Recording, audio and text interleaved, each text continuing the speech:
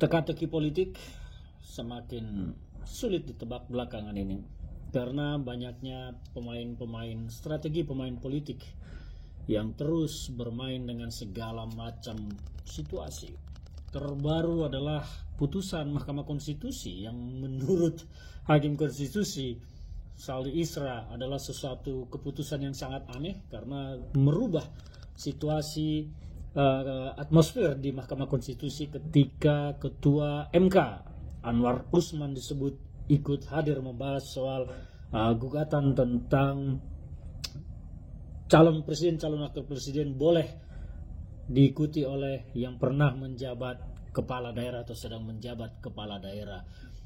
Situasi kemudian berubah dengan cepat. Peta politik kita mulai semakin panas, bahkan keringat dingin, karena memang banyak yang berupaya mengkultuskan individu dan merasa akan memenangi pertarungan politik ini, memenangi pilpres apabila dirinya bersanding dengan keluarga Jokowi.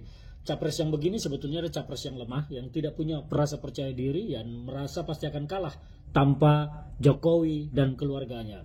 Itu pertama. Yang kedua adalah saya menyikapi sikap politik Pak Jokowi dan Gibran yang sangat abu-abu dalam hal ini. Semestinya Pak Jokowi menyatakan sikapnya secara tegas dengan gugatan-gugatan yang ada di Mahkamah Konstitusi, bukan memberikan ruang kegamangan atau situasi yang sangat mengambang.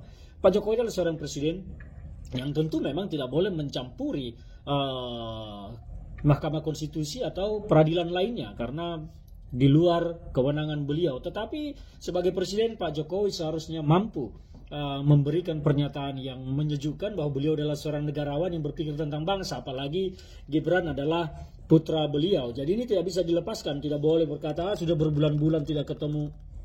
Tapi kan tidak berbulan-bulan tidak komunikasi. Tidak mungkin. Jadi yang kita tunggu sebetulnya pernyataan Pak Jokowi adalah sikapnya sebelum putusan dikeluarkan, dan itu akan menunjukkan apakah memang Jokowi adalah pemain utama di dalam semua peristiwa politik ini atau beliau adalah korban dalam sebuah skenario politik pihak lain. Ini yang ditunggu publik. Apakah Jokowi justru adalah pemain utama dalam skenario politik ini atau beliau adalah korban dari skenario politik pihak lain. Demikian juga Gibran. Apakah Gibran justru adalah pemain cadangan utama dalam permainan politik ini atau Gibran hanya sosok yang diseret-seret untuk kepentingan politik lain. Tetapi Pak Jokowi dan Gibran tidak memberikan klarifikasi, tidak memberikan pernyataan tegas tentang sikap pribadinya mengenai gugatan yang sedang diproses di MK. Apalagi Ketua Mahkamah Konstitusi adalah Paman Gibran, iparnya Pak Jokowi. Dan ini membuat publik bertanya-tanya melihat sikap ini adalah sebuah sikap yang tidak baik dan diopinikan bahwa Pak Jokowi lah yang menginginkan Gibran untuk maju meneruskan dinasti politiknya.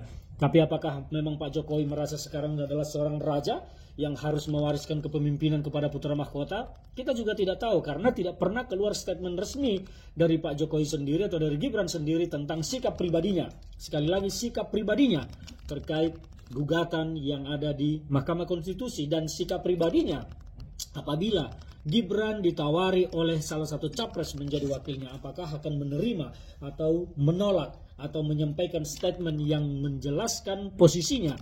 Terlebih Pak Jokowi dan Gibran saat ini adalah kader PDI Perjuangan. Pak Jokowi menjadi presiden, motor utamanya, partai utamanya adalah PDI Perjuangan. Demikian juga Gibran menjadi wali kota Solo, motor utamanya adalah PDI Perjuangan. Jadi sebagai kader PDI Perjuangan seharusnya fatsun politiknya adalah mengikuti garis politik PDI Perjuangan. Kalau memang sudah tidak berkesesuaian dengan PDI Perjuangan, ada baiknya menyatakan mundur, keluar dan pindah ke partai lain. Dan itu adalah hak. Tetapi resiko politik di lapangan semua bisa saja terjadi seiring dengan dinamika yang ada. Sekali lagi saya sangat kecewa dengan tidak jelasnya sikap pribadi Pak Jokowi dan sikap pribadi Mas Gibran dalam hal ini.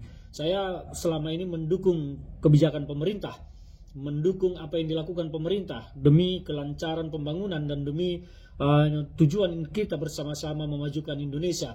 Tetapi saya tidak akan tegak lurus kepada sebuah sikap yang mementingkan pribadi, keluarga, golongan. Kepentingan saya adalah politik kebangsaan dan saya ingin Indonesia ini menjadi negara maju dipimpin oleh sosok-sosok yang telah matang dan mampu menjadi pemimpin bangsa kita. Bukan yang tiba-tiba kalau kata orang ujuk-ujuk sudah jadi pemimpin.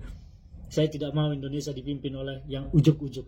Saya mau Indonesia dipimpin oleh orang-orang, sosok-sosok yang sudah matang, memiliki kapasitas, memiliki kapabilitas, dan mampu untuk melanjutkan Indonesia ke Indonesia maju dan Indonesia emas yang kita cita-citakan semua. Sekarang, bagaimana dengan Pak Jokowi? Apakah Pak Jokowi masih ingin Indonesia maju? Masih ingin Indonesia sampai kepada tujuan Indonesia emas? Atau tujuan akhirnya di akhir jabatan ini hanya ingin menjadikan Gibran menjadi calon wakil presiden? Entahlah, saya menunggu sebetulnya jawaban dan statement tegas Pak Jokowi dan Mas Gibran dalam semua dinamika politik terbaru ini.